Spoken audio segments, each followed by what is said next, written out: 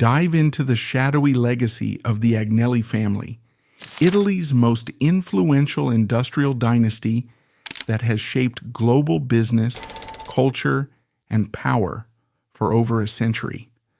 From humble beginnings in the late 19th century, when a visionary entrepreneur laid the foundation for what would become an automotive empire, the Agnellis rose to unparalleled heights, controlling vast fortunes and iconic brands that touch everyday life, from cars and sports to media and beyond. At the heart of their story is a blend of triumph and intrigue, led by charismatic figures who navigated economic booms and political landscapes. The family built a holding company that diversified their influence across industries, ensuring their dominance endures. Their patronage of the arts and philanthropy paints a picture of refined elegance. Yet beneath this polished facade lie whispers of hidden truths that have captivated historians and investigators alike. What secrets does this dynasty guard? Financial controversies that shook markets, tragic personal losses shrouded in mystery, and bitter internal disputes over inheritance that reveal cracks in their unbreakable image. Comparisons to other historic families highlight how the Agnellis have outlasted scandals, much like enduring empires that adapted through strategic moves and discreet alliances. In this video, we peel back the layers of the Agnelli family's enigmatic world, exploring the untold stories that define their power. From their rise as Italy's economic backbone to the controversies that threaten their legacy, discover how ambition, wealth, and secrecy intertwine. If you're fascinated by the hidden sides of the world's elite, hit subscribe and turn on notifications for more revelations on powerful dynasties. Overview about Agnelli family. Let's kick things off with the roots of this empire, diving deeper into how it all began and why it set the stage for such enduring power. It all traces back to Giovanni Agnelli, born in 1866 and passing in 1945, the visionary entrepreneur who founded Fiat, short for Fabbrica Italiana Automobili Torino, back in 1899. To really grasp what this meant, think about the era. Europe was in the throes of the Industrial Revolution's late waves, with steam engines giving way to internal combustion, and cities like Turin buzzing with mechanical dreams. Giovanni wasn't born into wealth.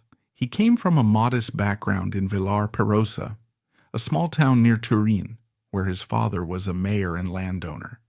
But he had that spark of ambition, serving in the military as a cavalry officer, which exposed him to early motorized vehicles. This wasn't some handed-down family heirloom from centuries of aristocracy. No, Fiat represented pure, new money, the kind forged in the fires of rapid industrialization, much like the frontier ventures of Mary Brickell in early 20th century Florida, where bold pioneers turned untamed land into booming enterprises through sheer grit and opportunity spotting. Brickell, for instance, transformed Miami's swamps into a thriving hub, just as Giovanni saw Turin's potential. Giovanni's brainchild was inextricably linked to Turin's explosive industrial boom around the turn of the century, a period when Italy was undergoing its own economic renaissance after unification. In 1861, Turin wasn't just any city, it was the epicenter of Italy's mechanical and manufacturing revolution, with factories sprouting like weeds, drawing in waves of migrant workers from the south who left farms for factory floors, and fostering an environment ripe for innovation in emerging technologies like automobiles. The air was thick with coal smoke and the clang of metal as companies experimented with everything from bicycles to early engines. At a time when horse-drawn carriages dominated the roads, think clopping hooves and dusty paths, and the idea of mass-produced cars seemed like science fiction to most, Giovanni had the foresight to invest in this nascent industry. He co-founded Fiat with a group of like-minded investors, including aristocrats and bankers who pooled about 800,000 lire, and from those humble beginnings, starting with just a few prototypes in a small workshop on Corso Dante, it exploded into the catalyst for the family's meteoric rise. By 1900, Fiat produced its first car, the 3.5 horsepower, a tiny vehicle with a 679 cubic centimeter engine that could hit 22 miles per hour, and soon they were rolling out 24 units a year. Giovanni's hands-on approach, he even drove in races to promote the brand, helped Fiat win early competitions, boosting its reputation. By the early 1900s, Fiat was already producing vehicles that captured the Italian market, and Giovanni's leadership turned it into a symbol of national progress, exporting cars abroad to places like France and the U.S., and even supplying military vehicles during the World War I, which further cemented its role in Italy's infrastructure. During the war, Fiat produced trucks, airplanes, and submarines, employing thousands and becoming vital to the war effort. This not only brought profits, but also political ties, as Giovanni became a senator in 1923 under Mussolini's regime, using his influence to push for roads and infrastructure that favored cars. But what really intrigues me here is how the Agnellis didn't remain stuck in that new money phase, characterized by flashy wealth and instability. Think sudden riches leading to quick falls. They masterfully evolved into old money status, evoking timeless elegance, institutional stability, and intergenerational control that feels almost aristocratic in its permanence. This shift wasn't accidental. It was about building layers of respectability beyond mere cash. So, how exactly did they engineer this transformation? It wasn't luck. It was a deliberate, multi-layered strategy that we can break down piece by piece, analyzing how each element reinforced the others to build an unshakable legend, much like constructing a fortress where every brick supports the whole. First and foremost, their industrial dominance stands out as the cornerstone, the solid base on which everything else rests. Fiat didn't content itself with being a local car maker. Under the family's guidance, it pursued aggressive expansions, acquiring iconic brands like Ferrari in 1969, when Enzo Ferrari sold a majority stake to Fiat for financial stability. Lancia in the same year to absorb its engineering expertise, and later Chrysler in 2009 following its bankruptcy restructuring during the global financial crisis. This created a sprawling automotive conglomerate that wasn't just big, it was hegemonic, meaning it held sway over vast parts of the market, rivaling the vast media empire of William Randolph Hearst, who in the early 20th century gobbled up newspapers and radio stations to control narratives and markets across America, shaping public opinion just as the Agnellis shaped mobility. Hearst's yellow journalism influenced elections. Similarly, Fiat's cars influenced daily life. In the Agnellis' case, Fiat became the embodiment of Italian engineering excellence, churning out vehicles that spanned the spectrum. Affordable everyday models like the Fiat 500, the people's car, launched in 1957, that symbolized Italy's economic miracle, allowing families to travel affordably and zipping through the narrow streets of Rome and Milan with its cheeky design and efficient 479 cubic centimeter engine, or the Fiat 600 that followed, becoming a staple for urban dwellers. On the luxury end, there were the high-octane Ferrari supercars that dominate Formula One circuits. Ferrari has won over 240 Grand Prix races and embodied luxury on global racetracks, with models like the LaFerrari or the latest hybrid screaming power and exclusivity. This wasn't merely about raking in profits, though those were immense, with Fiat at one point accounting for a significant chunk of Italy's exports and employment, peaking at 4.4% of GDP in the 1970s under Gianni's watch.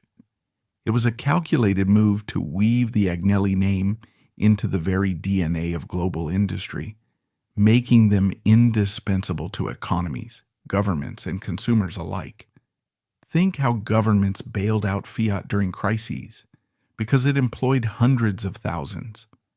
By diversifying within autos from mass market to premium, they mitigated risks, adapted to market shifts like the oil crises of the 1970s that forced fuel-efficient designs, and positioned themselves as innovators, even as the industry pivots today toward electric vehicles and sustainability, with Stellantis launching EVs like the Fiat 500e and Ferrari planning its first electric model in 2025. This industrial muscle gave them leverage in negotiations, from labor unions to international trade deals, solidifying their power. Building on that industrial base, their cultural patronage added a layer of sophistication and soft power that's crucial to understanding their old money pivot. It's like polishing rough diamonds into heirlooms that shine eternally. The Pinacoteca Giovanni e Marella Agnelli, perched atop the Lingotto building in Turin, Fiat's historic headquarters turned cultural hub with its famous rooftop test track, is a prime example. This gallery isn't a casual hobby. It's a meticulously curated repository of modern masterpieces, from Picasso's bold cubism that shattered traditional perspectives in works like Les Demoiselles d'Avignon, to Matisse's vibrant fauvism in pieces bursting with color and emotion, collected over decades and opened to the public in 2002. The collection includes about 25 works, focusing on 20th century art, and it's housed in a striking scrigno, jewel box, designed by Renzo Piano, symbolizing the family's shift from factories to finesse. It echoes the Mellon family's founding of the National Gallery of Art in Washington, D.C., where Andrew Mellon's vast wealth from banking and oil transformed into a public legacy of artistic heritage that transcends the individual, ensuring the family's name endures in cultural annals long after the tycoons are gone. Mellon donated over 100 masterpieces, creating a national treasure. Similarly, the Agnellis' ownership of Juventus FC goes far beyond sports ownership. It's infused with Stile Juventus, a distinctive philosophy blending elegance, tactical discipline, and relentless pursuit of victory that parallels the family's business approach. Think controlled aggression on the field mirroring boardroom strategies.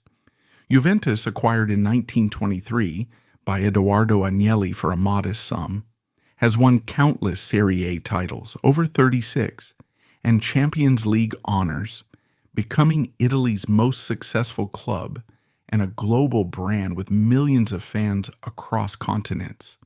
This isn't frivolous, it's strategic cultural influence, capturing national pride through icons like Alessandro Del Piero or Cristiano Ronaldo, fostering loyalty among the masses who fill the Allianz Stadium, and reinforcing the Agnellis' image as patrons of excellence. Owning Juventus allows them to shape societal narratives, from stadium chants that echo through Turin to media coverage that boosts morale during economic slumps, turning a game into a vehicle for perpetual status elevation and even economic impact, as the club generates hundreds of millions in revenue. Marriages were another pivotal chess piece in this grand strategy, forging alliances that blended bloodlines and bolstered legitimacy in ways that pure commerce couldn't. It's like sealing pacts that turn rivals into family. Take Gianni Agnelli, whom we'll explore in depth shortly. He married Marella Caracciolo in 1953, a princess from the ancient Neapolitan nobility whose family traced back to medieval times, infusing the family's industrial roots with blue blood prestige. This union wasn't happenstance. It merged Turin's gritty manufacturing heritage, with its factories and workers, with southern Italy's aristocratic traditions of palaces and titles, creating a hybrid dynasty that felt both modern and eternal, bridging north and south in a divided Italy. Marella brought glamour, having modeled for Vogue, and her poise elevated the family's social standing. Fast forward to the present, and John Elkann, the current leader, followed suit by wedding Lavinia Borromeo in 2004, from a storied Milanese family linked to historic islands on Lake Maggiore, like Isola Bella, with its Baroque gardens and opulent palaces that scream old-world luxury.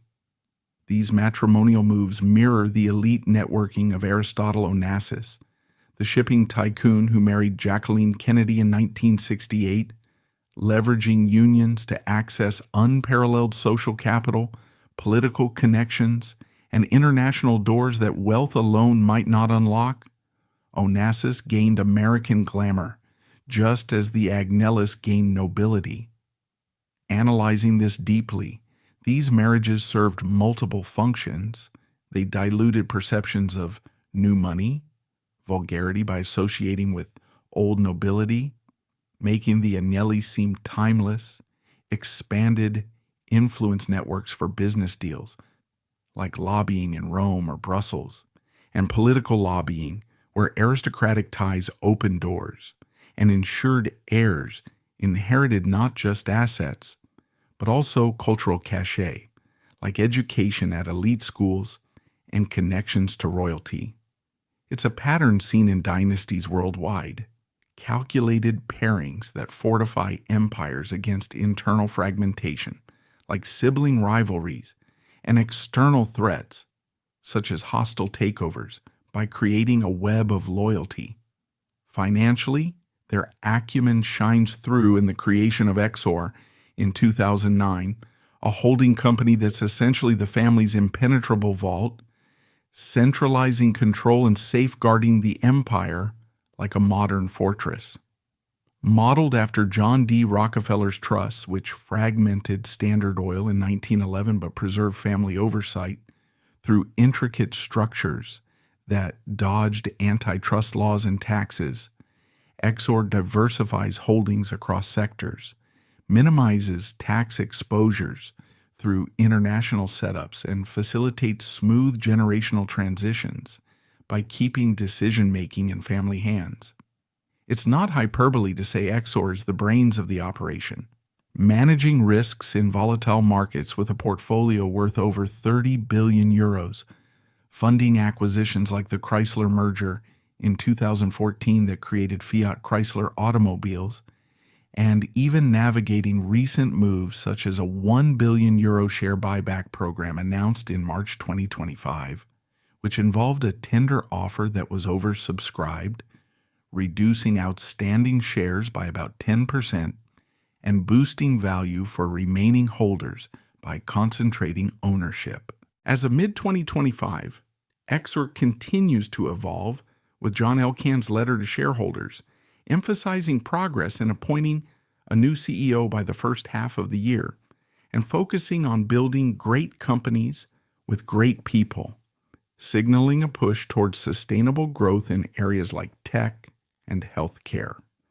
This structure has proven resilient, allowing the family to weather economic downturns like the 2008 crisis or COVID-19, while pursuing growth like the February 2025 sale of a 4% stake in Ferrari through an accelerated book build offering, raising about 3 billion euros to fund new acquisitions and the buyback, while still retaining a controlling 20% stake in the Prancing Horse brand.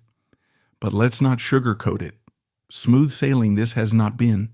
The journey has been turbulent, with storms that test the ship's hull. Scandals and feuds have persistently shadowed the Agnellis, casting doubts on their legitimacy in ways reminiscent of Edward Doheny entanglement in the 1920s Teapot Dome scandal, where oil barons' bribery schemes to lease government land eroded public trust and invited regulatory scrutiny, leading to congressional hearings and reputational damage. The family has endured a barrage of financial controversies, from 1990s bribery probes at Fiat involving illegal payments to politicians during the Mani Pulite clean hands, investigations that toppled Italy's political class, exposing a web of corruption where companies like Fiat allegedly funneled millions to parties for favors, to more recent tax evasion allegations that highlight the tightrope of international wealth management. In a striking development as recent as July 2025, John Elkann and his siblings, Lapo and Ginevra, agreed to a €175 million settlement with Italy's revenue agency to resolve a long-running inheritance tax dispute tied to Gianni Agnelli's estate, which centered on allegations of undeclared assets and false residencies abroad, potentially impacting investor confidence in holdings like Stellantis and Ferrari by raising questions about governance and transparency. Tragic deaths add a somber layer. Edoardo Agnelli's 1935 plane crash over the Ligurian Sea while flying a seaplane, shrouded in era-specific rumors of sabotage or foul play, despite being ruled accidental due to fog, which left the family reeling and forced a hasty succession. Even more heart-wrenching was Gianni's son, Edoardo's 2000 suicide, jumping from a bridge amid battles with drug addiction, philosophical pursuits like Eastern religions, and reported family estrangement over his reluctance to take the helm, painting a picture of personal turmoil behind the public facade. Then there are the bitter family lawsuits, like Margherita Agnelli's protracted battles over inheritance transparency starting in 2007, claiming hidden assets and fighting for shares worth billions, which exposed deep rifts and power struggles, peeling away the veneer of unity to reveal the human frailties beneath the empire's facade, such as jealousy, mistrust, and the pressures of immense wealth. Now, turning to the assets that underpin this power, let's dissect them thoroughly as they form the tangible backbone of the Agnelli fortune, like the roots holding a mighty tree steady.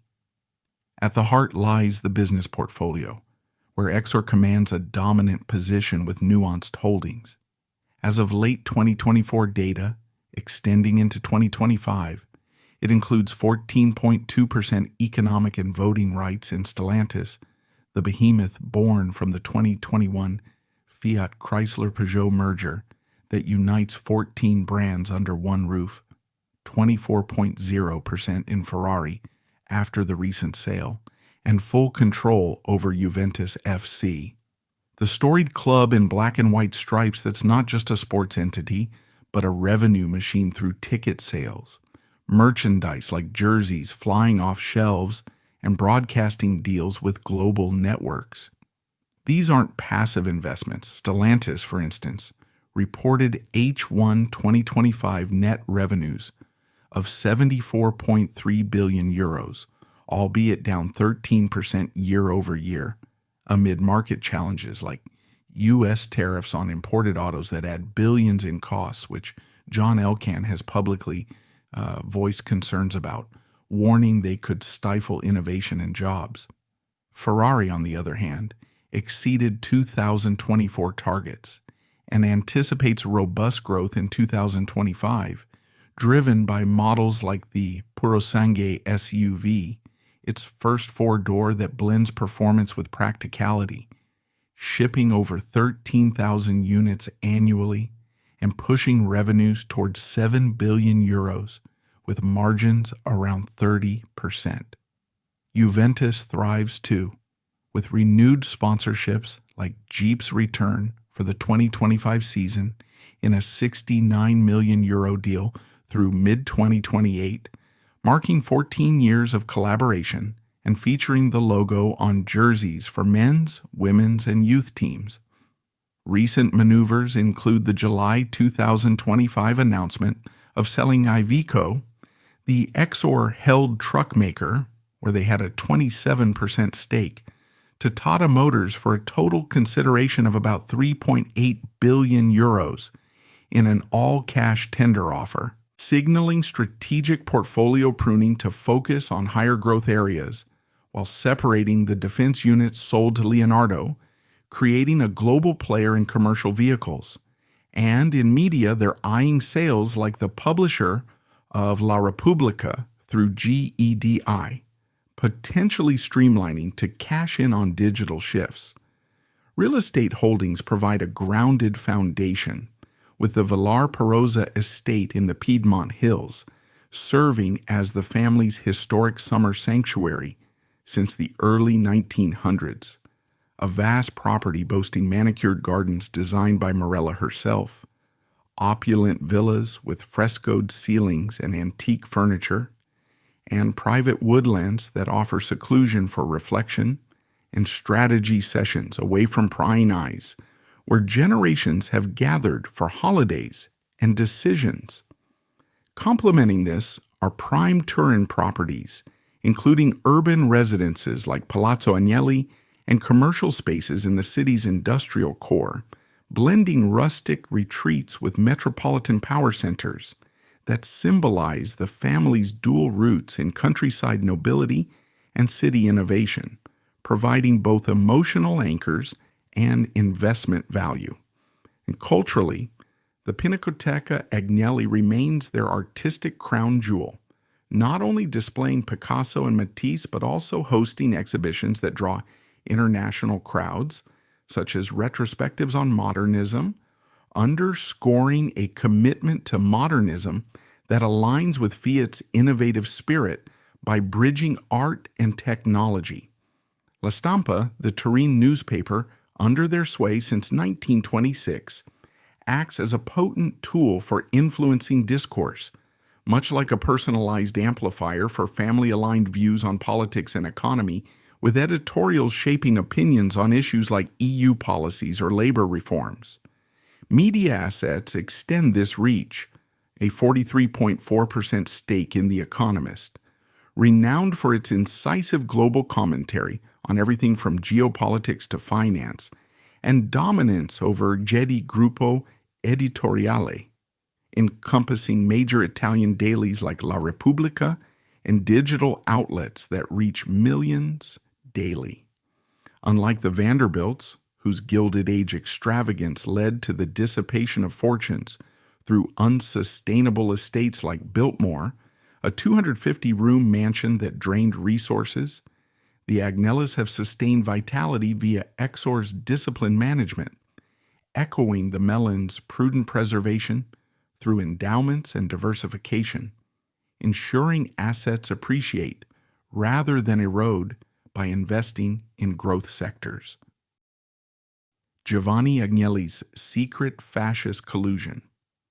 Let's start at the beginning of this shadowy alliance, because understanding how Giovanni Agnelli got entangled with Mussolini reveals the calculated risks that built Fiat into an unstoppable force, showing just how ambition and politics can mix in dangerous ways. Back in 1914, Europe was teetering on the edge of World War I, with tensions boiling over after the assassination of Archduke Franz Ferdinand, and Italy was caught in the middle, officially neutral, but buzzing with debates over whether to join the Allies or stay out.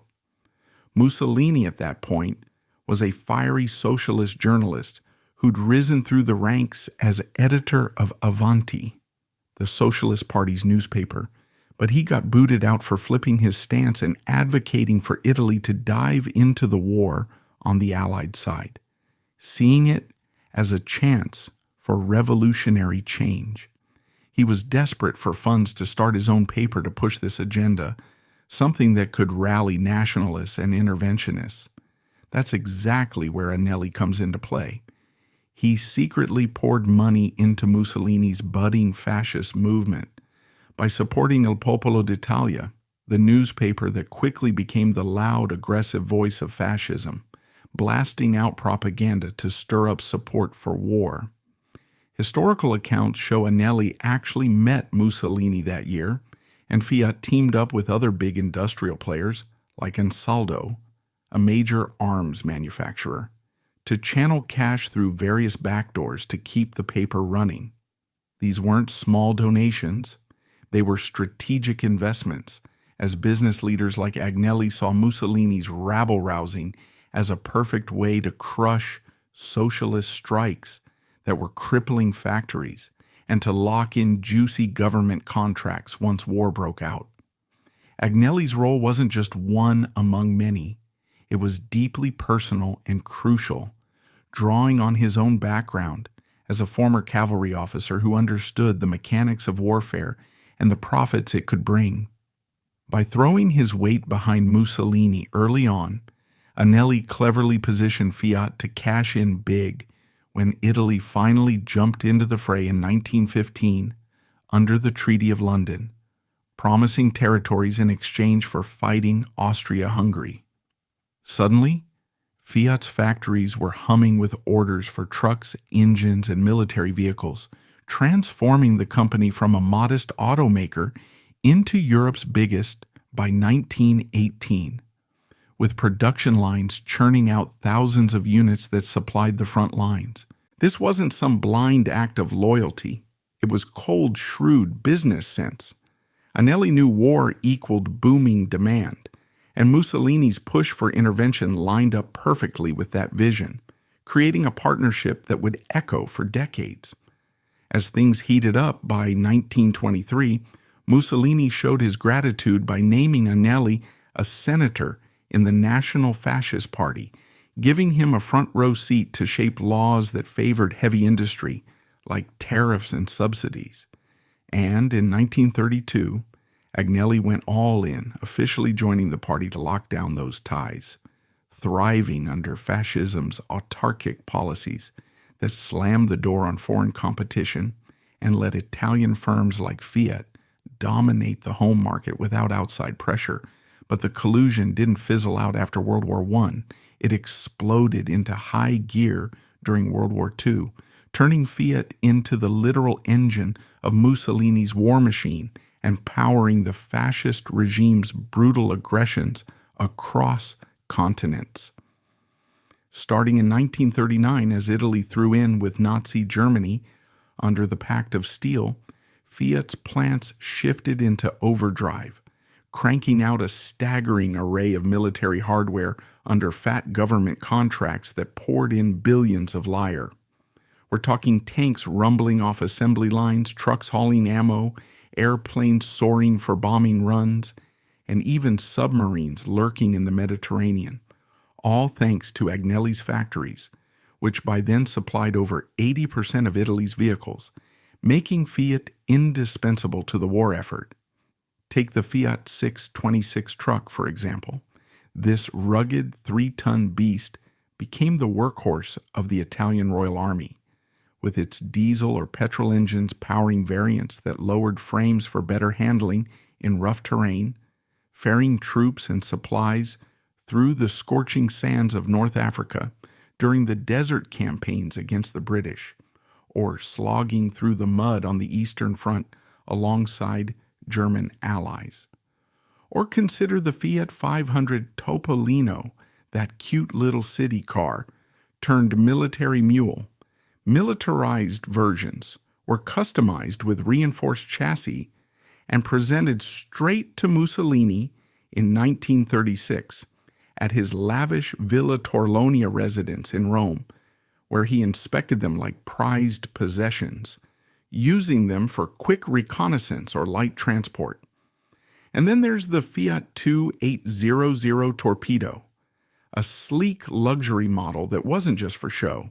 It chauffeured the big shots of the Axis powers, Mussolini zipping through Rome's streets, Hitler during his visits to Italy, and even Francisco Franco on state occasions, symbolizing the elite ties that kept the regime rolling.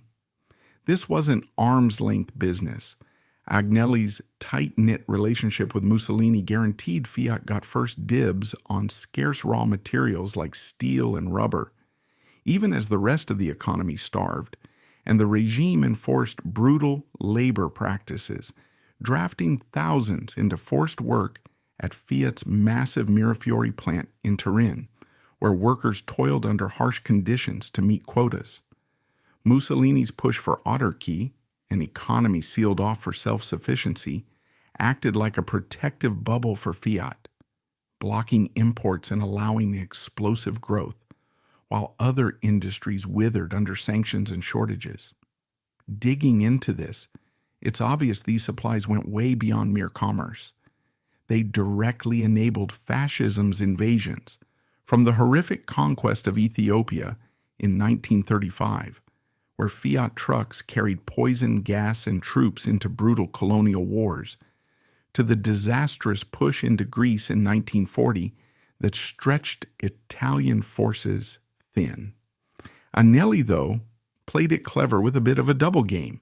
Mussolini once griped that he was too old to be fascist, hinting at Agnelli's age and perhaps his lukewarm enthusiasm. And there were whispers of anti-fascist sympathies, like quiet links to exiles in France who opposed the regime. This fuzzy ambiguity would prove handy down the line, but make no mistake, during the war's peak, Fiat's massive output was the fuel for Mussolini's imperial fantasies, tying Agnelli's name indelibly to the regime's dark deeds and the suffering they caused. Now, the real twist of intrigue unfolds in the chaotic post-war era, when the Agnellis pulled off a masterful whitewash of their fascist connections to sidestep prosecution, securing the family's comeback and Fiat's unbroken survival, amid Italy's reckoning with its past. As Allied troops rolled into Italy in 1945, liberating cities from Nazi-fascist control, and Mussolini met his grisly end, hanged upside down in Milan's Piazzale Loreto, waves of anti-fascist purges hit hard, with courts trying thousands for collaboration in factories, like Fiat facing intense scrutiny for propping up the regime. Giovanni Agnelli himself had conveniently passed away in December 1945, just months after Mussolini's downfall, sparing him personal trials. But the burden fell on his son Vittorio and grandson Gianni, who inherited a company teetering on the edge of collapse or seizure. The family spun a clever tale to downplay their involvement, painting Agnelli as a reluctant player who went along only to shield his workers from worse fates, even hinting at hidden anti-fascist leanings like protecting Jewish employees or quietly resisting extreme policies. This carefully crafted narrative stuck, helped along by the shifting geopolitics of the emerging Cold War, where the U.S., eager to block communism's spread in Italy, leaned on authorities to go easy on key industrialists. After all, Fiat was vital for rebuilding the economy and employing masses to keep unrest at bay. Despite the damning evidence of wartime profiteering, Fiat dodged nationalization or dismantling. Unlike some German counterparts, and by 1946 Vittorio Agnelli was back at the helm, steering the company through reconstruction. But the crown jewel was Gianni Agnelli's full reinstatement as Fiat's chairman in 1966, following a short exile in the immediate post-war turmoil, where he briefly lost control amid purges. This comeback echoed how other tycoons scrubbed their records clean to thrive anew, leveraging connections in the new democratic Italy. Peeling back the layers, the downplaying tactics were sophisticated, suppressing incriminating documents on early funding and massive supplies, recasting them as unavoidable survival moves under a dictatorship's thumb. Historians point out how Agnelli's senatorial post and party card were brushed aside, with the focus shifted to his effective labor discipline as a neutral business virtue rather than fascist complicity. This savvy maneuvering rescued Fiat from oblivion, unlike firms like IG Farben in Germany, which got carved up for their Nazi entanglements, allowing the Agnellis to pivot seamlessly into Italy's economic boom. To really wrap your head around the scale, we've got to probe Fiat's wartime contracts and Mussolini's financial records, because they're the hard evidence exposing the full extent of this collusion, like finding the receipts for a backroom deal. Fiat's agreements with the regime were sprawling and lucrative. By 1940, a whopping 70% of output had swung to military gear, flooding the armed forces with essentials like the Fiat 626 trucks that backed the Africa Corps in desert battles or aircraft engines, powering the Regia Aeronautica's fighters in the skies over the Mediterranean. These contracts raked in billions in Lyre, with Mussolini's government prioritizing loyal outfits like Fiat, diverting critical resources their way while rationing hit everyone else. Piecing together Mussolini's financial logs from scattered archives, you see the early handouts from magnates like Agnelli to prop up Il Popolo d'Italia, routed through shadowy middlemen to dodge direct links and keep things deniable. Allied post-war digs, uncovered slush funds, and outright bribes, though tons of paperwork vanished in the regime's frantic final days, burned or buried to cover tracks. Breaking it down, this wasn't casual opportunism. It was a mutually beneficial setup. Agnelli supplied the literal wheels and wings for fascism's aggressive expansion, while Mussolini guarded Fiat against labor chaos, foreign rivals, and economic woes, creating a loop of power and profit. Calling it the fascist deal that saved Fiat nails it perfectly. Without Mussolini's backing, Fiat could have buckled under socialist uprisings or international pressure, but this pact catapulted it to post-war heights, ballooning employment to 200,000 by the 1960s and cementing its role in Italy's miracle recovery. Putting this in sharper focus, stacking it against other historical power plays, highlights the patterns, showing how elites game the system for gain. Look at Prescott Bush's Nazi connections. The American banker ran Union Banking Corporation, a front that managed funds for Fritz Thyssen, the steel tycoon who bankrolled Hitler's early rise, funneling cash to the Nazis until Thyssen fled in 1939. Just like Agnelli, Bush minimized it after the war, escaping serious heat even though U.S. authorities seized UBC assets in 1942 under the Trading with the Enemy Act for aiding the Axis.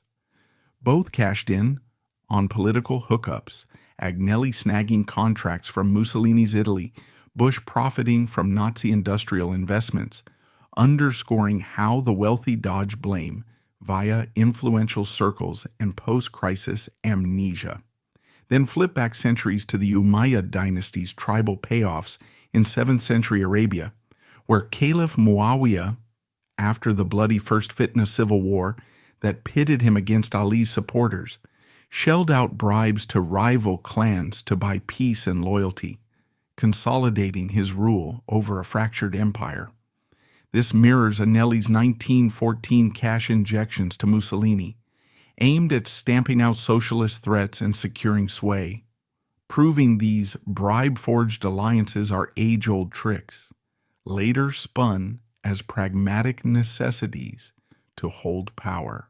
And don't overlook Hohenzollern's Wilhelm II and his naval pacts. The Kaiser, obsessed with matching Britain's sea might, backed Admiral Tirpitz's plan from 1898, pouring funds into dreadnought battleships and cruisers via fleet laws that ballooned the Navy, ratcheting up pre-World War I arms races.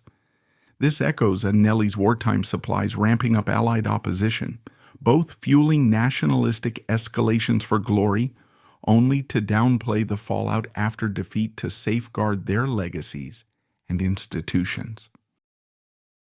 Edoardo Agnelli's secret plane crash cover-up. Edoardo Agnelli's death on July 14, 1935, struck like a bolt from the blue over Genoa's waters, officially blamed on a freak propeller accident that raised eyebrows for seeming too pat. At 43, he was the Agnelli dynasty's shining star. Born January 2, 1892, in Verona as Giovanni's only son, schooled in elite institutions, and rising to Fiat's vice president. There, he infused fresh vigor, expanding into aviation with engines and prototypes that captured Italy's interwar flight craze. A thrill-seeker, Edoardo raced Fiat cars and led Juventus FC from 1923, turning it into a soccer powerhouse with his Stile Juventus vision of elegance and victory. Married to noblewoman Virginia Bourbon del Monte since 1919, he fathered 7 kids, embodying a dynamic family man ready to helm the empire. That summer day, wrapping a seaside escape in Rizziforte dei Marmi, Edoardo boarded the family's sleek Savoia Marchetti S-80 seaplane for Turin. This twin-engine amphibian was top-tier, built for reliable water ops. Piloted by ace Arturo Ferrarin, famed for his 1920 Rome-Tokyo epic and Andes crossings, the flight cruised smoothly along the Ligurian Sea. After landing in Genoa's Porto Antico while taxiing, the floats hit a drifting log or debris from shipyards or storms, flipping the plane violently.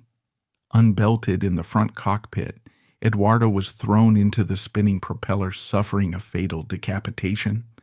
Ferrarin escaped unhurt as rescuers pulled Edoardo's body from the wreckage.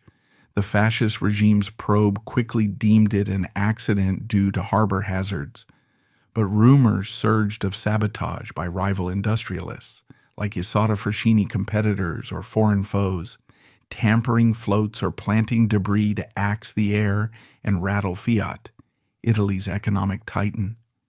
Giovanni, leveraging his fascist senator status, swiftly quashed these tales to protect Fiat's image, stock, and invincibility, avoiding scrutiny that could fracture alliances.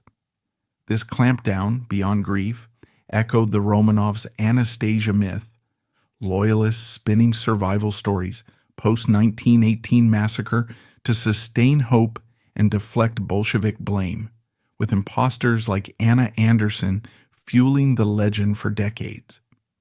Peeling back why the family clamped down so hard reveals the sky-high stakes in 1930s Italy, a time when Fiat transcended being just a car manufacturer to become a cornerstone of national identity, deeply entangled with fascism's aggressive machinery of state control and economic autarky. Edoardo's position was absolutely pivotal in this web. As Giovanni's sole surviving son, after early losses in the family, he was being meticulously groomed to inherit the throne, not just managing day-to-day affairs, but visionary expansions like Fiat's aviation arm, which under his watch began churning out engines and full aircraft prototypes that were vital for Mussolini's dreams of a modern, airborne Italian Air Force, ready to project power across the Mediterranean. Allowing a sabotage narrative to flourish would have implied deadly enemies lurking within the industrial elite, perhaps ambitious rivals like the Piaggio family, whose aeronautics firm in Pisa was gunning for the same government aviation contracts, or even shadowy internal factions at Fiat itself, where executives might have jostled for power if they saw Edoardo as a barrier.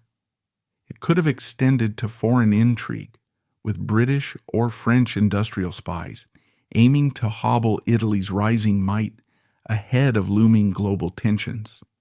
Suppressing these rumors was essential for maintaining internal unity and projecting unassailable strength to the outside world.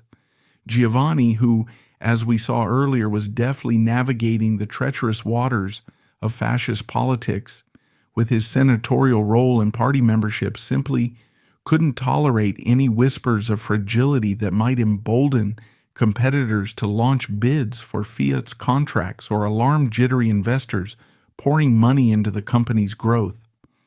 Era-specific reports tucked away in Genoa's dusty maritime logs and aviation registries vividly describe the harbor as a chaotic nexus of activity, teeming with cargo ships unloading timber for Italy's expanding navy, fishing boats scattering nets, and the occasional storm debris from the Ligurian coast's unpredictable weather, lending credence to the accident theory by highlighting how common such hazards were in pre-war ports without modern radar or clearance protocols. Yet, skeptics at the time, and historians since, have pointed to the S-80's robust engineering, crafted by Savoia Marchetti with reinforced aluminum floats designed to handle rough seas and even minor collisions, and Ferrarin's unparalleled expertise, honed through thousands of flight hours in extreme conditions, raising eyebrows over how such a seasoned pilot could overlook a visible log in broad daylight. The family archives, though jealously guarded by descendants and only partially accessible through academic channels or occasional leaks, offer tantalizing hints in private letters and memos, where Giovanni vented about the rumors as baseless slander from envious shadows lurking in the corridors of power, explicitly instructing relatives and Fiat executives to stonewall inquisitive journalists or curious officials, perhaps even leveraging fascist censorship laws to scrub unfavorable articles from newspapers. This cover-up didn't stop at words. It permeated public rituals like Edoardo's funeral, a grand yet somber spectacle in Turin's Cathedral of St. John the Baptist, where thousands gathered under rainy skies, including Mussolini himself, who arrived with a phalanx of black shirts to pay respects, delivering a eulogy that framed the death as a cruel twist of fate befalling a loyal son of Italy, rather than entertaining any notion of foul play that could taint the regime's image of ironclad security. Analyzing this deeply, the suppression wasn't an isolated knee-jerk reaction, but mirrored broader tactics in dynastic preservation across eras, deliberately keeping the brand untarnished to sustain momentum and fuel unchecked growth. As Fiat accelerated its military production in the years leading to World War II, channeling the grief into a solidified resolve that propelled the company forward without missing a beat, ensuring the Agnelli name remained synonymous with unyielding progress. Shifting to the development angle to really unpack those lingering sabotage claims and get to the bottom of whether this was truly a fluke of fate or something far more sinister, we have to meticulously scrutinize the Genoa crash reports and Agnelli family archives, piecing together every available clue like detectives reconstructing a puzzle from faded fragments. Genoa's official inquiry, spearheaded by the Regia Aeronautica, the Royal Italian Air Force, and bolstered by local maritime police experts, laid out the scene in exhaustive detail. The S-80, proudly registered as IAGNE in honor of the Agnelli name, had lifted off without a hitch from the calm coastal waters off Forte dei Marmi, where Edoardo had spent lazy days swimming and yachting with family friends. The flight north hugged the picturesque Ligurian coastline, a scenic route dotted with cliffs and fishing villages under ideal conditions, a sunny July afternoon with gentle winds and visibility stretching for miles. Eyewitness accounts from boat captains and dock workers in Genoa's Porto Antico, the ancient harbor bustling with steamers and sailboats, recalled the plane's engines purring steadily as it descended for a routine water landing, skimming the waves gracefully before settling. But in the taxing phase, that slow glide toward the mooring buoys, at around 20 knots, a sudden catastrophic jolt rocked the craft. The report pinpointed a floating obstacle impact, most likely a hefty log dislodged from recent timber shipments for Genoa's shipyards, or carried in by tidal currents from upstream rivers swollen by summer rains, snagging the left float and pitching the seaplane nose first into a violent capsize. Ferrarin's sworn testimony, delivered just days later in a Genoa police station amid the glare of reporters, vividly recounted the violent shudder that threw the controls into disarray, followed by a whirlwind of water and wreckage, with Edoardo unbuckled in the forward seat, as was customary for quick debarkations on calm waters, exposed in the open cockpit configuration that prioritized visibility over safety in those pioneering aircraft designs. The autopsy, performed by local pathologists under fascist oversight, confirmed the cause as decapitation by the propeller's razor-sharp blades, with no signs of prior trauma, poisoning, or mechanical tampering evident in the initial exams, and salvage operations on the sunken hull revealed no sabotage. Engines were pristine, fuel lines clear, and structural integrity solid, save for the impact damage. Yet despite this airtight official line, sabotage rumors refused to die, festering in Turin's smoky industrial salons and boardrooms, stoked by anonymous tips from insiders who speculated that rivals had orchestrated the deed, perhaps by loosening rivets on the floats during a pre-flight check at Fiat's dedicated aviation hangar, or by positioning that fateful debris via a covert boat operation in the harbor. Delving into the family archives, those rare glimpses available through historical societies, auction letters, or scholarly publications, uncovers Giovanni's anguished correspondence to trusted allies, where he demanded absolute discretion, branding the rumors as fabrications by those who envy our ascent and seek to sow discord, while discreetly hiring private investigators from Milan's detective agencies who combed through witness statements and rival company records, ultimately finding no smoking gun but documenting heated rivalries with outfits like the Caproni Group, whose aircraft factories in Lombardy were fiercely competing for Mussolini's lucrative Air Force tenders. These unproven allegations even seeped into clandestine anti-fascist newsletters circulated underground, portraying the crash as a calculated hit to upend Fiat's privileged status under the regime, where Edoardo's innovations threatened to corner the market on military aviation tech. Gianni Agnelli's secret affair with Pamela Harriman.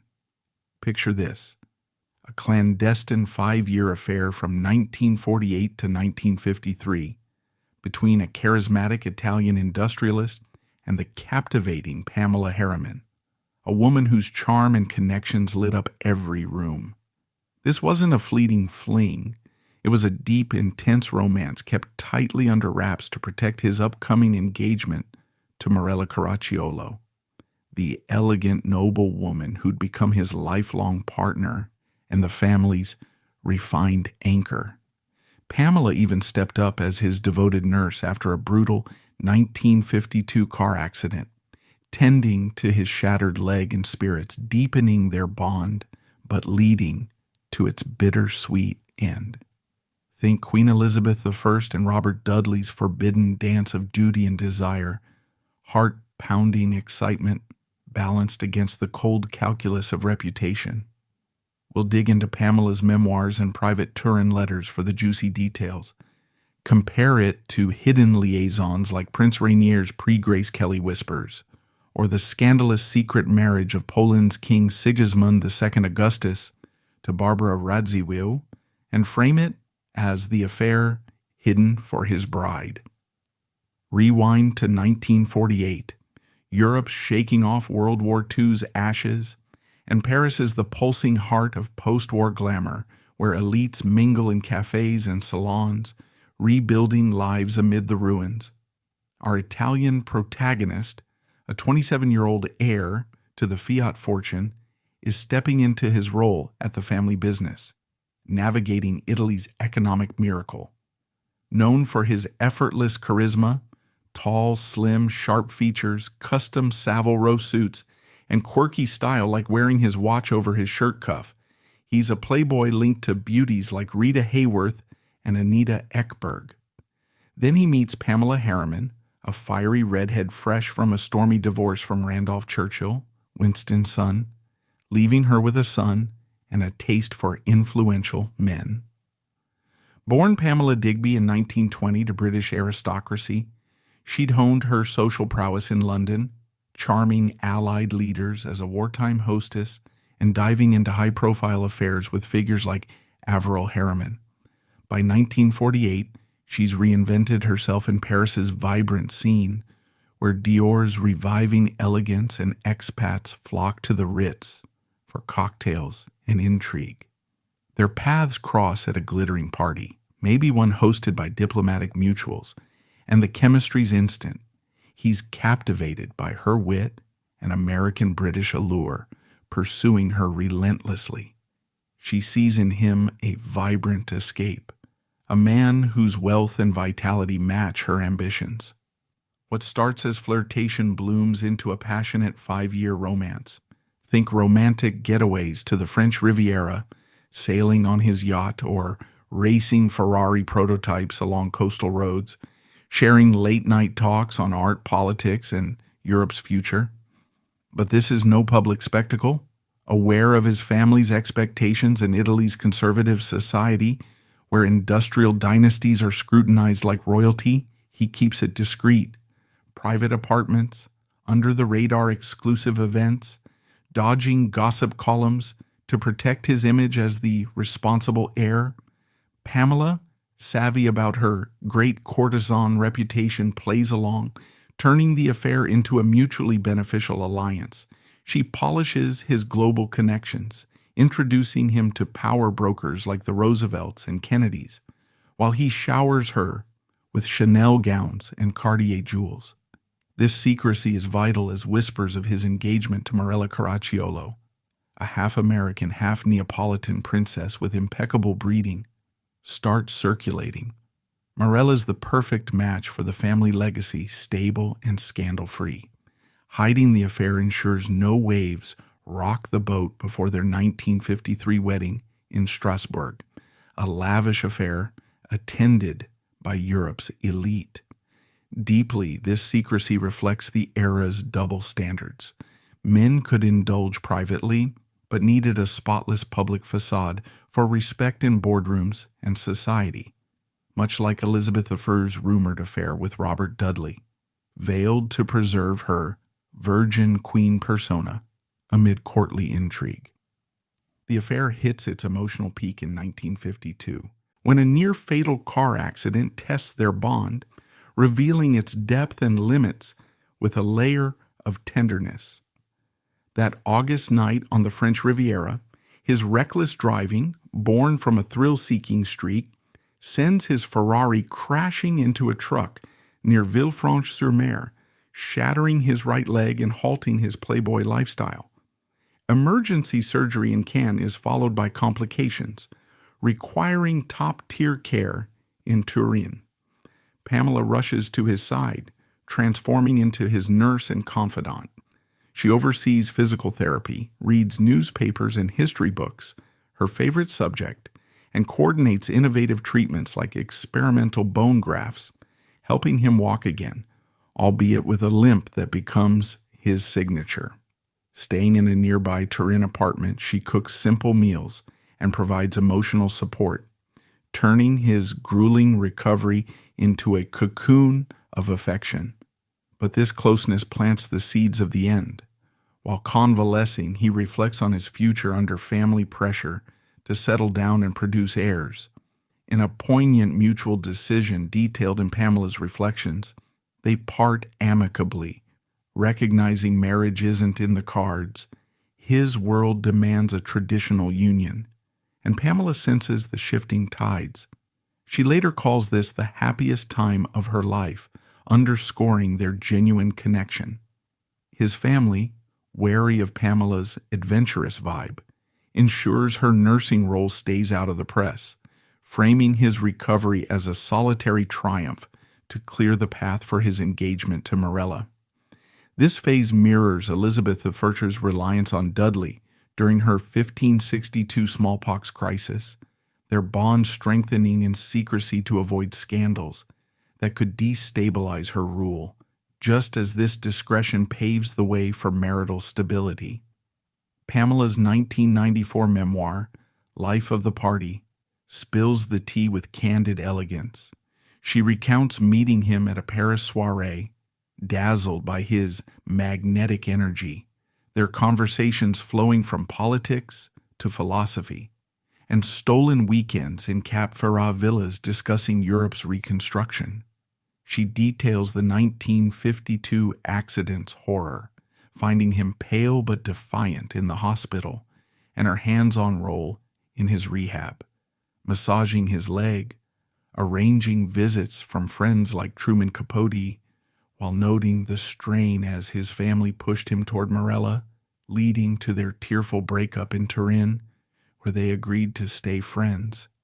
He called her every morning at 7 a.m. for the rest of her life, a ritual of enduring affection.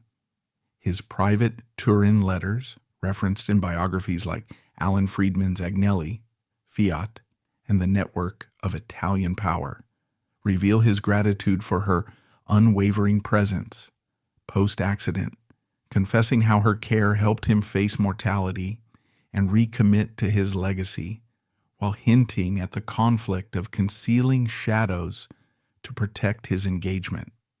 These documents, often guarded, show how the affair was compartmentalized, love letters burned or stashed, public appearances minimized, to safeguard the Caracciolo union. This correspondence highlights the emotional toll, his vulnerability relying on Pamela's optimism, yet choosing duty over desire, echoing his later life as a devoted but occasionally wandering husband. Framing this as the affair hidden for his bride, draws parallels to other elite liaisons. Prince Rainier, the third's pre-1956 whispers with lovers, before Grace Kelly were hushed to fit the fairy tale narrative, much like this affair was concealed to present Morella as the flawless consort.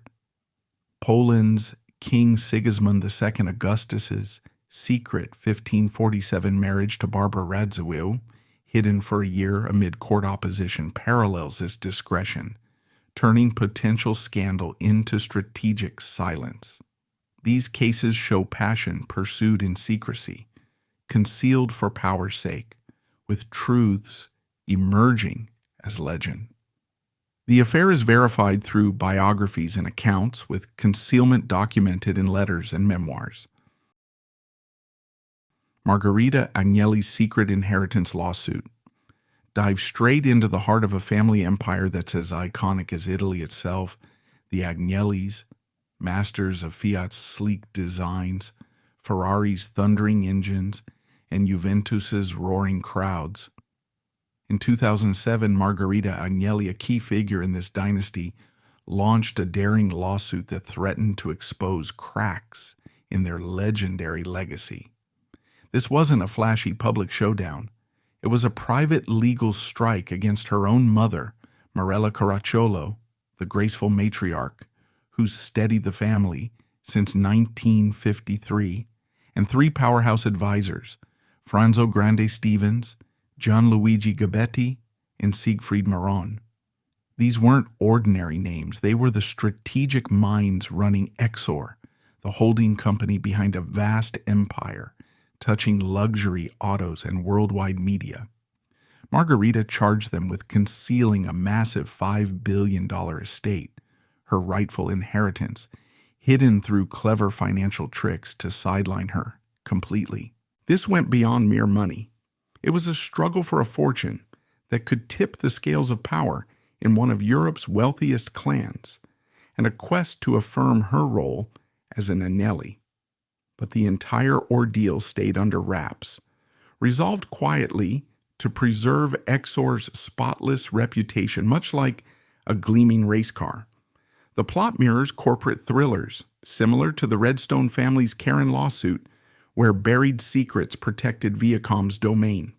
We'll explore the hard-to-access Turin court documents, Exor's secretive finances, and parallels to historic clashes like the Lee family's Samsung disputes or the Trastamara dynasty's 15th century inheritance fights to reveal what Margherita truly sought. Fast forward to 2007 in Turin, where the Agnelli name echoes through history, but the real action isn't in car showrooms or soccer fields. Margherita Agnelli, the youngest and only remaining child of her famed parents, submits a lawsuit that rocks the family's core. She's far from a typical inheritor. She's the offspring of a visionary who elevated Fiat worldwide, and Morella, the half-American, half-Neapolitan aristocrat, whose poise has shaped the family image since her storybook 1953 wedding. Her opponents, her mother plus a group of advisors who've safeguarded the Agnelli riches for years. Franzo Grande Stevens, a brilliant lawyer who's fortified the family's assets like a fortress. Gianluigi Gabetti, a money expert who rescued Fiat from tough spots and expanded Exor into an international giant. And Siegfried Maron, a low-key yet essential player handling the detailed network of investments, keeping everything running smoothly. As a team, they're like protectors of a contemporary kingdom, managing Exor's enormous assets, from Fiat's production lines and Ferrari's speedways to Juventus's arenas and shares in outlets like The Economist. Margherita's allegation hits hard. She says they've stashed away a $5 billion estate, her birthright, using a tangle of trusts, overseas accounts, or dummy companies to shut her out. This isn't small change. It's wealth that could snap up private planes, launch tech giants, or alter control in one of Europe's top families. Still, the case avoids the spotlight. No bold headlines, no media circus. It's wrapped up outside court, quick and quiet, like a pact in a shaded conference room. The reason? Exor, the family's economic powerhouse, couldn't risk bad press. An open conflict might frighten shareholders, drop share values, and stain a heritage built meticulously over decades. It's a tactic right from the Redstone playbook, where Karen Redstone's 2016 suit on Viacom's Concealed Matters was hushed to prevent the company's downfall. The Agnellis followed suit, contained the conflict, maintained the flawless front. So, who exactly is Margherita, and what pushed her to confront her kin? Born in 1955, she was raised in sheer opulence, envisioned grand estates in Turin's countryside, yacht-filled Riviera getaways, and alpine ski adventures, all amid Europe's high society.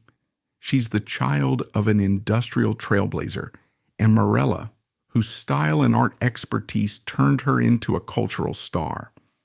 Come 2007, she's 52, raising 8 kids and enjoying a calmer existence in Geneva, Switzerland, alongside her second spouse, Serge de Palin, a count from Russia with aristocratic roots.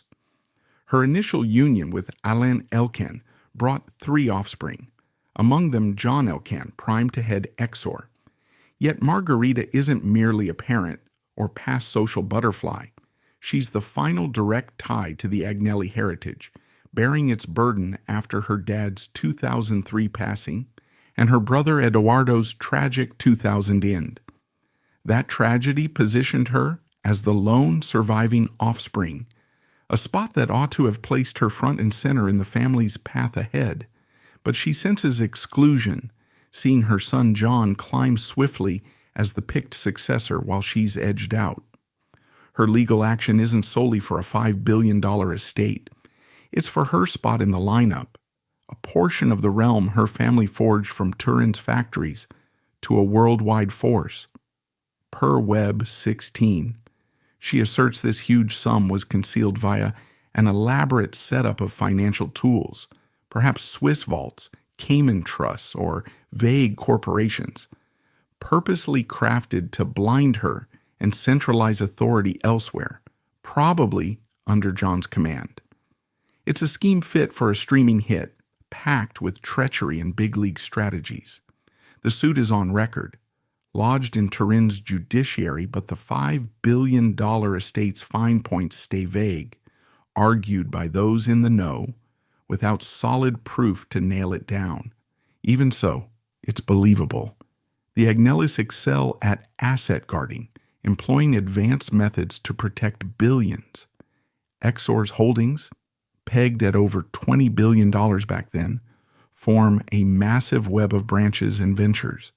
Plenty of space to stash a $5 billion chunk unnoticed.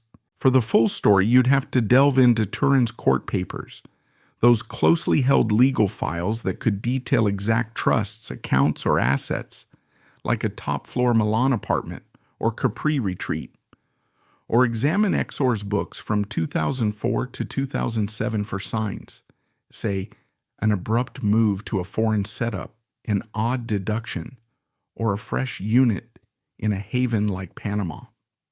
Truth be told, though, reaching those is akin to breaching a Monte Carlo safe. The Agnellis master secrecy, with legal and finance pros making sure leaks don't happen. What's evident is Margherita's battle transcended cash. It's centered on faith or its absence. She thought her mom and advisors were reshaping the family story, directing funds to boost John Elkann, her son, as the upcoming leader. Envision the hurt. Your offspring ascends the throne while you're left doubting you're fit. It's intensely private, a household tale laced with business plots. This echoes age-old inheritance wars, like South Korea's Lee family clash, where William Lee's descendants sued in the 2010s, saying they were wiped from Samsung's lineup, with billions shifted to kin like Lee Jae-yong. That brawl went public, unlike Margherita's contained one. Or recall the 1460s Spain's Trastamara line, where Henry IV dealt with doubts on his daughter Joanna's parentage, igniting plots and wars for the crown. Margherita's conflict modernizes these. No violence, but loads of legal tactics, all for a heritage rivaling some country's wealth. Now let's spotlight the main figures, as they're like pieces in a tense strategy match. Morella Caracciolo, 80-something in 2007, isn't a simple icon. She's a tactical powerhouse, mixing U.S. practicality with Naples nobility, famed for art hoards and charity that buff the Agnelli brand. She's entertained global figures, assembled treasures, and navigated family storms. But Margherita's suit portrays her as a possible barrier, blamed for blocking her daughter. Franzo Grande Stevens serves as the law whiz, a longtime Agnelli ally, building foolproof trusts and pacts to secure the riches. He'd be the expert on concealing $5 billion if true. Gianluigi Gabetti is the finance ace, who aided Fiat's revival from early 2000s woes and grew Exor into a world player, with ties from Turin to NYC. His allegiance is to the realm's tomorrow, not always Margherita's demands. Siegfried Maron, subtler but key, oversees the family's investment details, Envision Milan properties, Ferrari shares, or foreign funds, guaranteeing smooth operations. United, they're a solid advisory board, defending the Agnelli crown with unyielding commitment. Margherita's suit labels them traitors, saying they tweaked the estate to hold sway and clear John's path, who at 31 was already Exor's head by 2007. The non-court resolution is Dynasty playbook gold. No open hearings, no spilled statements, just a low-key pact, keeping Exor's backers content and the Agnelli rep flawless. It copies the Redstones, where Karen's 2016 Viacom governance challenge was muted to dodge stock drops. The Agnellis foresaw a visible row could shake economies, alarm allies, and hand edges to foes like BMW or Toyota in the brutal car world. What makes this narrative so compelling? It's beyond Margherita's possible windfall. It's what it exposes about the Agnelli clan's core operations. This isn't mere wealth. They've molded today's Italy. Fiat motorized the land, Juventus packs venues, and Exor's ventures span premium vehicles to international news. A $5 billion secret estate, if legit, highlights money moves that are smart yet shady. Envision Bermuda trusts, Zurich accounts, or British Virgin Island shells, where billions fade into lawful haze. Visualize art stashes, maybe a Picasso or Modigliani in temp-controlled safes, or Sardinia homes slyly moved to unknown groups. Margherita's quest wasn't only cash but honor, a say in a clan where heritage trumps all. That ex-post, like Post Zero, skim the estate's facts underscores the Agnellis' story command. Online chatter loves their shine, yacht bashes or Ferrari debuts, but the suit's raw bits? They're sunk lower than a Geneva safe. Among the super wealthy, quiet is strength, and data is fiercely protected. This conflict's origins go back to 2003, when Margherita's dad passed, prompting the Agnelli wealth's overhaul via Exor, a hub meant to focus power and lock in the lines tomorrow. As an immediate successor, Margherita sought openness, info on shares, lands, perhaps her mom's renowned art trove with Matisse pieces. But she says she hit a secrecy barrier. The advisors, headed by Stevens and Gabetti, aimed to steady the realm, meaning staking on John Elkann, raised young for command. Margherita's suit disputes this change, blaming the core group for benching her to unify rule. It's a trend lines have used forever. Recall the Rothschilds, routing riches to picked successors to hold their bank realm, or Rockefellers, whose fights over John Dee's trusts set kin against kin. Margherita's $5 billion assertion via Web 16 might cover items like Rome's choice spots, Fiat Chrysler stock, or global firm equity bets, veiled in a subsidiary maze so twisted it'd need detective accountants to decode. Lacking open files were on scraps, internal tips, finance notes suggesting weird deals, and Margherita's charges. Exor's huge reach, over $20 billion then, renders a secret estate totally feasible, a speck in their worldwide setup. Stack this against other line feuds, and links stand out. The 2000s Tens Lee family's Samsung ordeal had William Lee's offspring sue, stating they were scrubbed from the tech titan's handover, with billions rerouted to SIBs like Lee Jae-yong. Those cases hit Korean news, unlike Margherita's managed one. Or view 1460 Spain's Trastamara, where Henry IV's foes doubted daughter Joanna's lineage, sparking uprisings for the seat. These scraps aren't cash alone. They're on who bears the family's flame. Margherita's suit, tagged "The Hidden Fortune Margherita Fought For," glows with that fire. She's not merely a child, she's a fighter for her due, defying a setup that appears to have erased her. It's genuine, heartfelt, and proof that now lines stick to old power and bond codes. Giovanni Agnelli's secret stock manipulation, hold on tight, because we're about to blast back to the roots of the Agnelli dynasty, where the seeds of power, cunning, and controversy were planted over a century ago, setting the stage for all the family drama we've been unpacking, like that explosive lawsuit Margherita launched against her own mother in the inner circle. If you thought the modern Agnelli battles over hidden fortunes and betrayals were intense, wait until you hear about Giovanni Agnelli, the visionary founder who didn't just build Fiat into an automotive giant. He allegedly played the stock market like a high-stakes poker game, spreading false rumors to manipulate prices, force out the board, and seize total control. This wasn't some minor hiccup. It was a calculated scheme in 1908 that landed him in court, only for him to walk away acquitted due to insufficient evidence, leaving whispers of a cover-up that echoed through history, much like Andrew Mellon's infamous tax evasion scandal, where the Pittsburgh tycoon dodged fraud charges through legal loopholes and influence. We'll dive deep into how Giovanni pulled it off, sifting through what Milan Stock Exchange records or those dusty 1908 court filings might reveal about the evidence of his maneuvers. Picture this. It's the early 1900s in Turin, a bustling industrial hub in northern Italy, where horse-drawn carriages are giving way to the rumble of the first automobiles.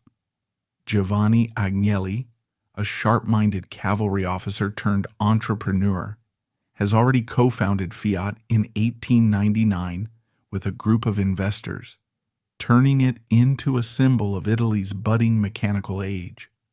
But by 1908, Fiat isn't just churning out cars, it's a publicly traded company on the Milan Stock Exchange, with shares fluctuating like the temperamental engines Giovanni's engineers are tinkering with.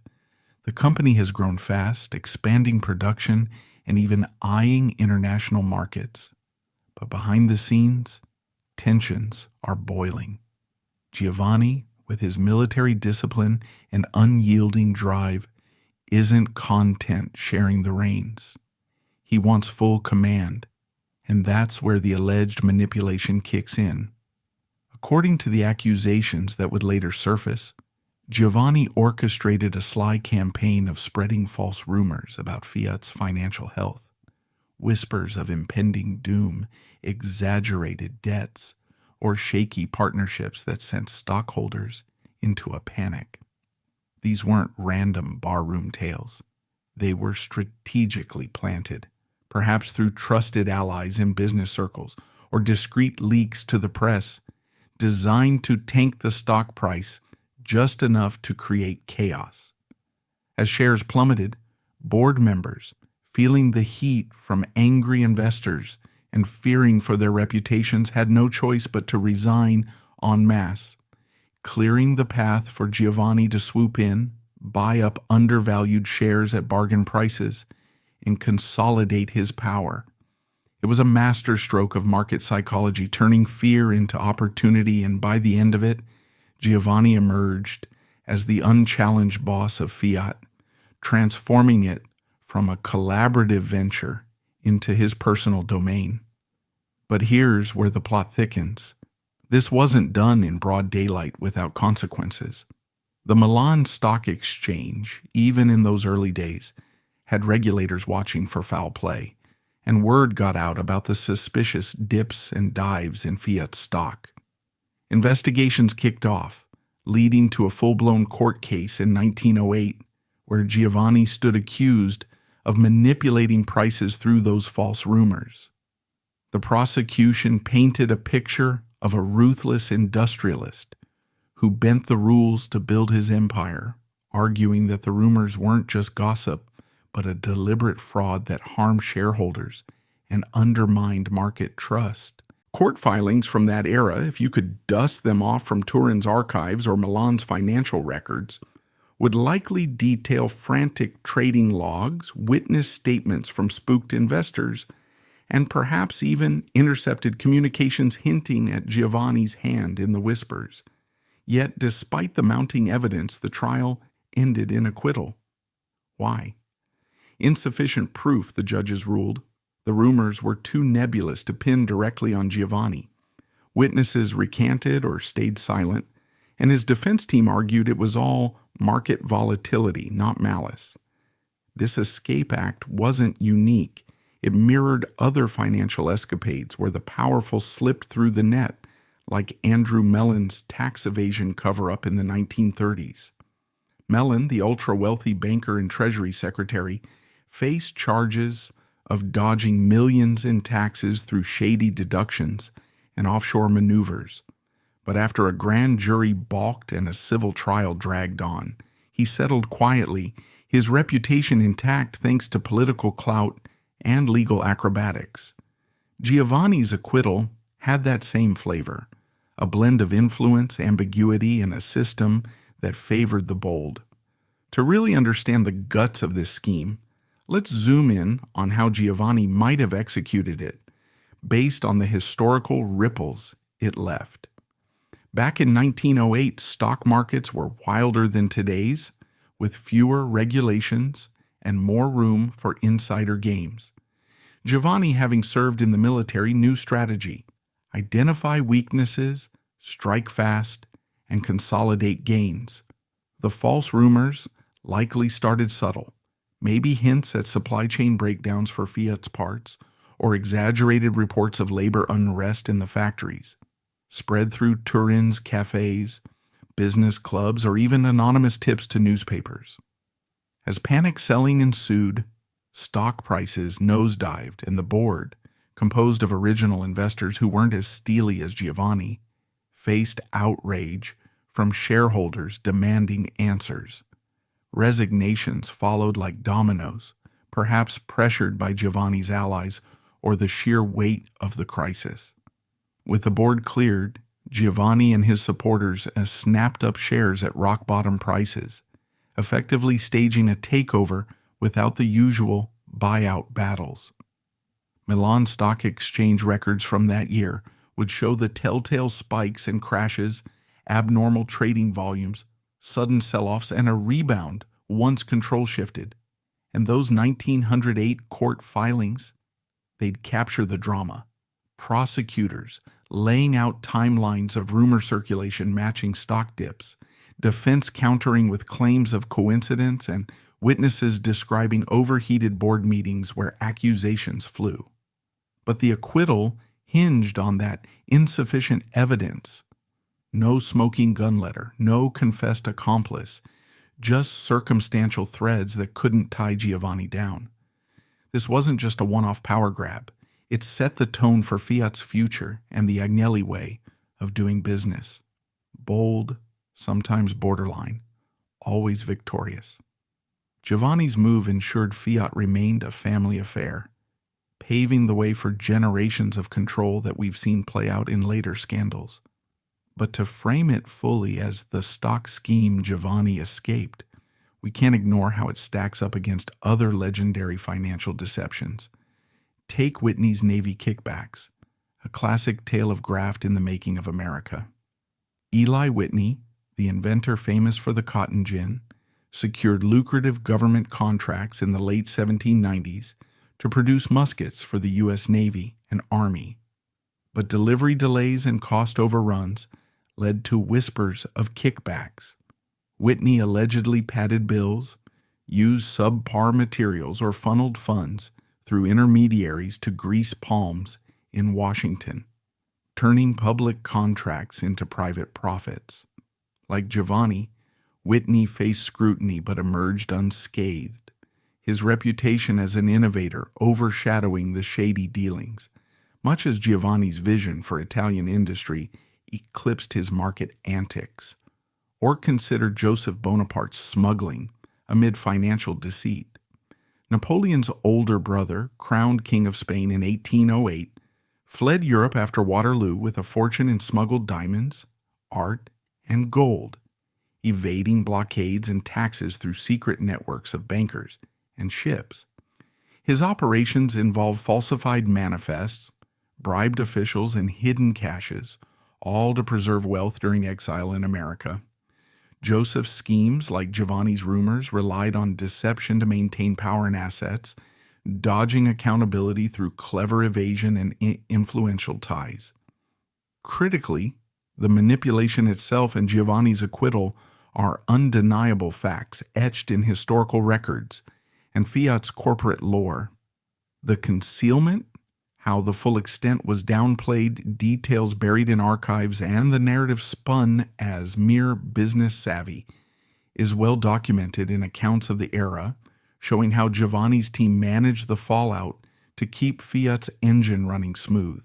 Stepping back, this 1908 saga isn't just a footnote. It's the origin story of the Agnelli playbook, using wits, whispers, and whatever it takes to steer the ship. Giovanni's alleged stock play turned Fiat into his fortress, but at what cost to trust in markets or his partners? It makes you ponder how many other moves in the dynasty's history followed this pattern, from boardroom battles to billion-dollar disputes. Did this early escape embolden future generations, like the ones Margherita challenged?